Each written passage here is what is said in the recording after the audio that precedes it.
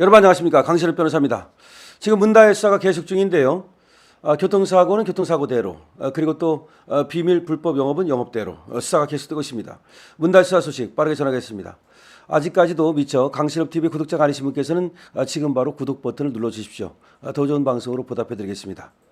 자, 문다혜 수사는 세 갈래로 진행되고 있습니다.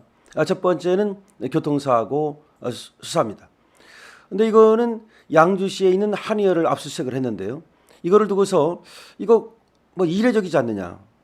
지금 뭐 합의가 됐다면서 왜 그 치료 병원까지도 압수수색을 하느냐, 이런 말이 나옵니다. 하지만 말입니다, 중대한 교통사고가 벌어졌을 때는 말이죠, 직권으로 수사기관에서 확인할 수가 있습니다. 그러니까 상해 진단서가 제출되지 않았다 하더라도 이것만으로 상해가 없다 이렇게 판단하는 것은 아닙니다. 보통의 경우에는 말이죠, 진단서로 판단을 합니다. 하지만 분명히 이것이 중대한 사고고 상해가 났어요. 그럼에도 불구하고 상해 진단서가 제출되지 않았다? 그러면 그 의료기록이라든가 내지는 진단서를 수사기관에서 직권으로 확보할 수가 있습니다. 그러니까 우리는 보통은 경우에는 진단서가 들어오지 않으면 그냥 상해가 없는 것으로 본다. 이거는 일반적인 작은 교통사고에 그렇고요.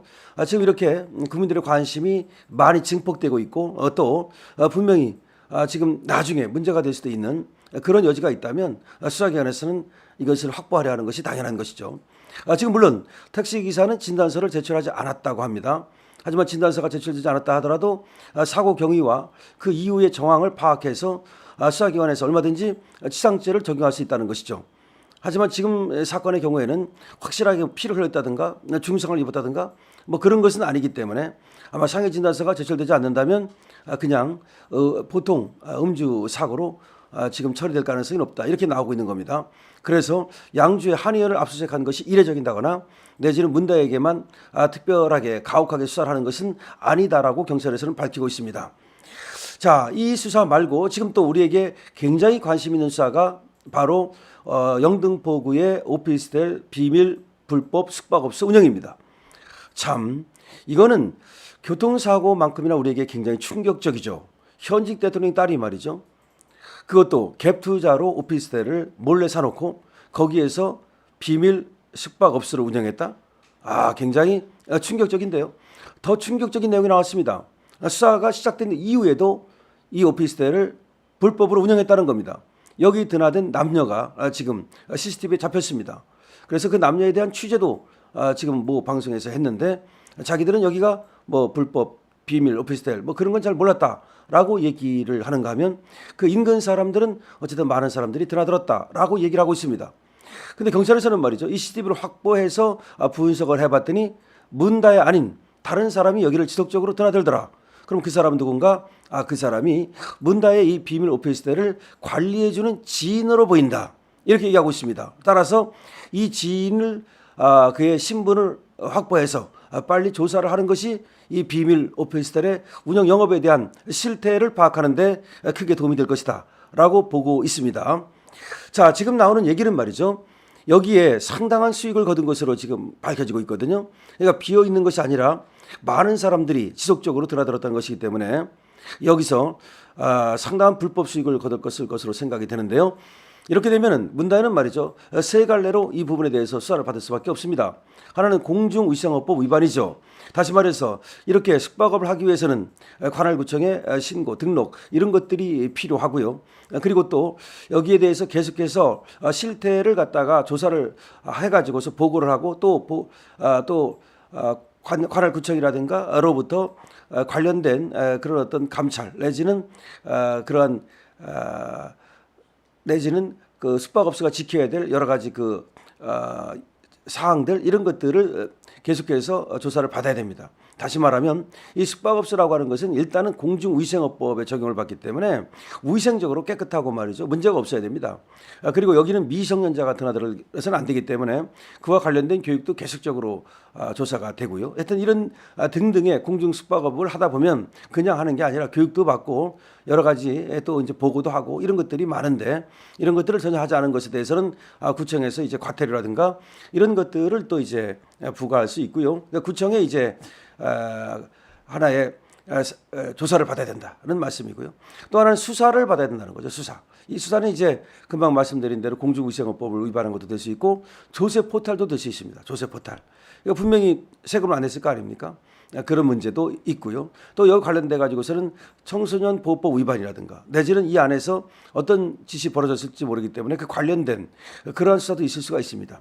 그다음에 또 하나는 말이죠. 지금 세무조사가 이제 시작이 될 것으로 보여집니다. 이거는 세무조사를 안 할 수가 없죠. 이와 같이 비밀 숙박업소를 운영했다는 것은 불법 수익으로 봐야 되기 때문에 또 수사를 해가지고서 그걸 추징하는 것은 별개의 문제고 세무조사는 또 세무조사대로 이루어질 수밖에 없습니다. 그러니까 구청의 조사 그리고 세무조사 이거는 이제 국세청의 조사죠. 그리고 또 경찰의 조사 이 세 가지 3단계로 조사를 받을 수밖에 없다는 겁니다.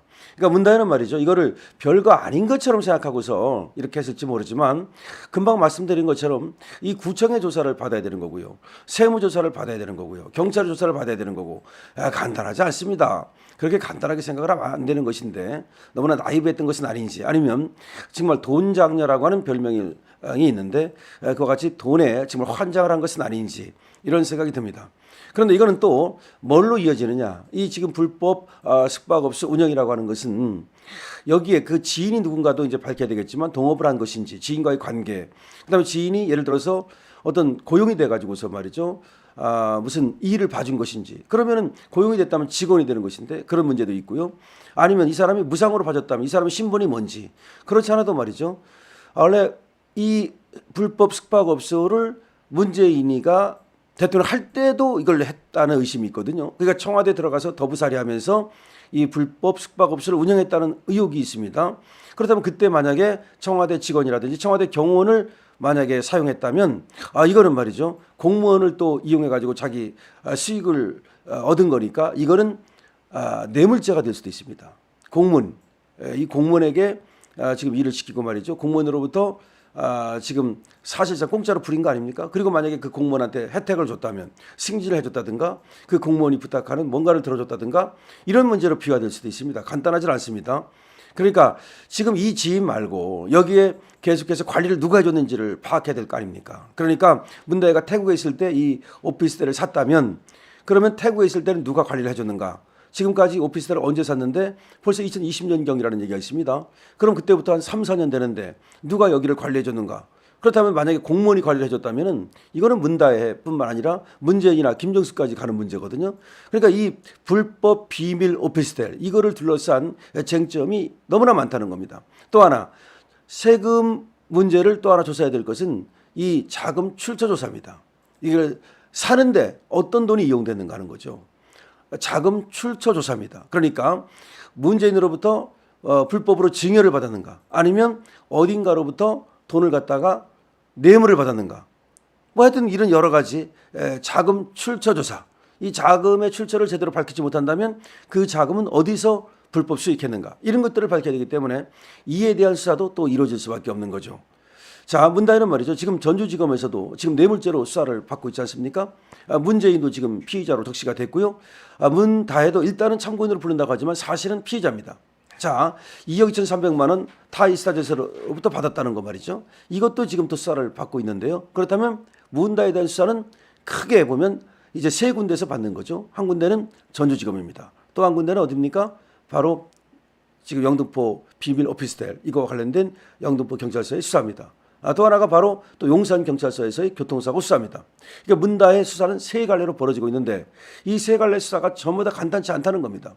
이 교통사고도 말이죠. 그냥 교통사고가 아니기 때문에 여기에서 위험운전치상죄를 적용할 것인가의 문제. 그다음에 택시기사와 진짜 합의가 됐는지 합의가 됐다면 돈을 얼마나 준 것인지 이런 것들이 밝혀져야 되고 이것들이 궁금증을 불러일으키는 거죠.